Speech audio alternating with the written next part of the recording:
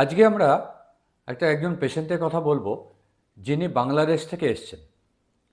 হঠাৎ লাস্ট 2 মাস ধরে ওনার খুব মাথা ব্যথা শুরু হয়, তার সঙ্গে চোখে দৃষ্টিটা ঝাপসা হয়ে যায়, তার সঙ্গে মাঝে মাঝে গা গুলোয় বমি পায়।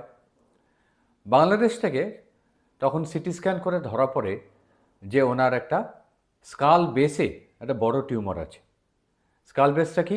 স্কাল বেসটা হচ্ছে ব্রেন এবং মুখ, এদের জাংশনে যে খুলির পোর্শনটা, তাকে স্কাল বেস বলে।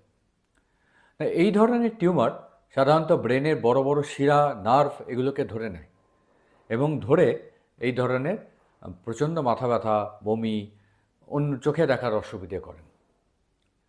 উনি এখানে আসার পর আমরা প্রায় 6 ঘন্টা মাইক্রো সার্জারি করে এই টিউমারটা পুরোপুরি বার করতে সক্ষম হই।